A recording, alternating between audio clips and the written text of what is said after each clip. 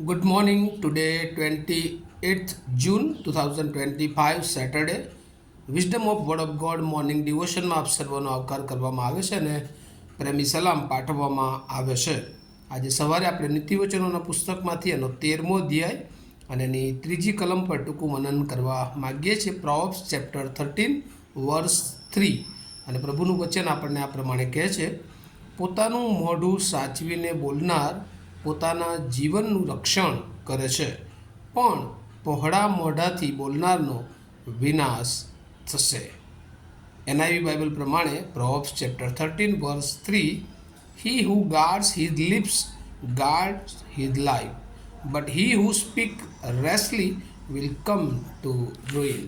અને આ પ્રભુનું વચન છે. અને અગાઉ પણ આપણે વાણી સંબંધી વિવેક બુદ્ધિનું જ્ઞાન એ આપણે જોયું હતું. આજે બીજા ભાગમાં પણ વાણી અને વિવેક બુદ્ધિનું જ્ઞાન સંબંધી બાબત જોવા માગે છે. Speech wisdom of discretion. અને ખરેખર આ બહુ અગત્યની બાબત છે. એટલા માટે સુલેમાન એ વારંવાર એના પોતાના નીતિ વચનોમાં પવિત્ર આત્માની દોરવણીમાં એ પ્રભુ લખાવે છે કે વાણી પરનો એ કંટ્રોલ, શબ્દો પરનો કંટ્રોલ, બોલવા પરનો એ કાબુ, એ સેવા હોય કે દુનિયાનું જીવન હોય એ ખૂબ જરૂરી છે. અને એટલે બીજા અર્થમાં પ્રભુ આપણને શીખવવા માગે છે કે ગમે તેમ વિચાર્યા વગરનું બોલવું નહીં, જરૂર હોય એટલું જ બોલવું એ વધારે સારું છે. અને એટલે બીજા અર્થમાં ટાઈટ કંટ્રોલ ઓવર સ્પીચ ઓર ટંગ.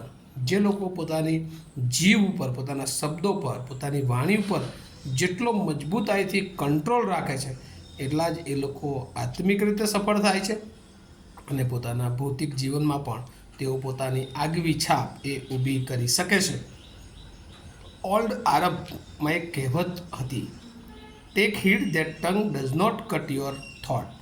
અને એટલે જો તમારી જીભ જે છે એને વધારે સંતાડીને રાખો તો તમારું ગળું કદી કપાતું નથી. અને ગુજરાતીમાં પણ આપણે જોઈએ છે ગુજરાતીમાં કે ઘણા લોકો એ સૂચના આપે છે કે ખાતી વખતે બહુ બોલવું નહીં તો ઘણીવાર એ જીભ કપાઈ જતી હોય છે. અને આ બહુ સાચી વાત છે કે જો આપણે આપણા શબ્દો પર કંટ્રોલ રાખીએ છીએ, આપણી બોલી પર, આપણી વાણી પર જો કંટ્રોલ રાખીએ છીએ તો ચોક્કસ આપણા જીવનને ઉપયોગી થાય છે અને આપણા જીવન દ્વારા ઘણા બધા લોકોને એ આપણે વધારે એ આશીર્વાદિત તરફ આગળ લઈ જઈએ છીએ. નીતિવચન 10મો અધ્યાય અને એની 10મી કલમમાં પણ લખ્યું છે કે બકબકાટ કરનાર એ પાયમાલ થશે. અને એટલે ગમે ત્યારે ગમે તેવું બોલવું એ યોગ્ય નથી.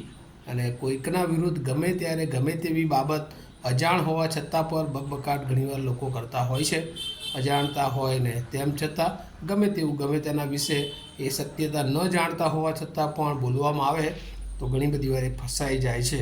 અને એ જ રીતે મૂર્ખ માણસ માટે પણ એ નીતિવચનમાં લખવામાં આવ્યું છે કે એ છાનો રહે ત્યાં સુધી ડાયો ગણાય, ખોટ બંધ રાખે ત્યાં સુધી સાણો લેખાય. અને આવી ઘણી બધી બાબતો એ નીતિવચનમાં જોવા મળી છે. યાકૂબના પત્રોમાં પણ ઘણી બધું જીભ સંબંધી એ નોંધવામાં આવ્યું છે.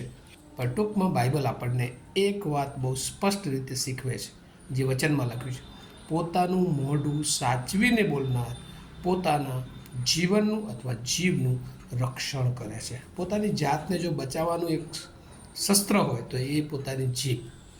ઈશ્વરે જીભ આપી છે કે જેના દ્વારા આપણે પ્રભુની સ્તુતિ કરીએ, પ્રભુની આરાધના કરીએ, પ્રભુના વચનો બોલીએ, લોકોને સારું ઉત્તેજન આપીએ, લોકોને મદદરૂપ થઈએ, લોકોને હંમેશા એ દરેક પ્રકારની મુશ્કેલી સંજોગોમાં આપણે એમનું કાઉન્સેલિંગ કરીએ. ને એટલે પ્રભુએ આપણને એ જીભ આપી છે.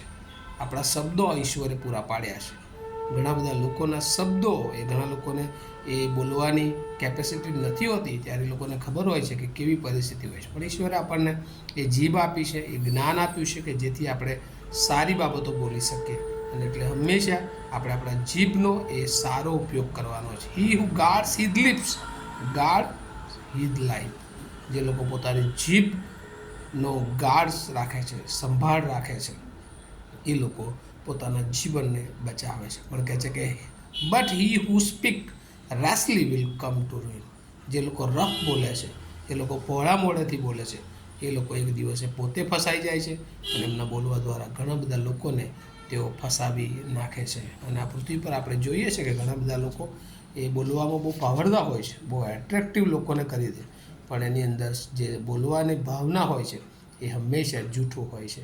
એ લોકોને લોભાવનારી બાબતો હોય છે, પણ લોકોને સત્યતાથી દૂર લઈ જનારી બાબતો હોય છે. પણ ઘણી બધી વાર ઘણા લોકો ઓછું બોલનારા હોય છે, પણ સખત મહેનત કરનારા હોય છે.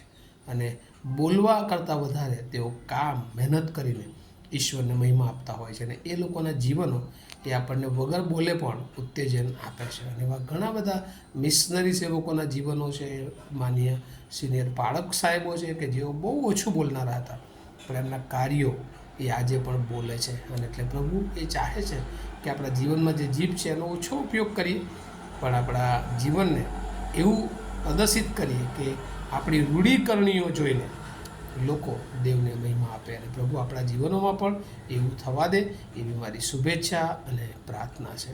આવું આપણે પ્રાર્થના કરીએ. અમારા અતિ પવિત્ર અને જીવતા ઈશ્વર, આજે સવારે પ્રભુ તમે અમને શીખવ્યું છે કે અમારી જીભ એ અમારા કંટ્રોલમાં હોય, સાચવીને બોલીએ, કે જેથી કરીને પ્રભુ અમે અમારું જીવન બચાવી શકીએ, અમારા જીવનની સંભાળ રાખી શકીએ.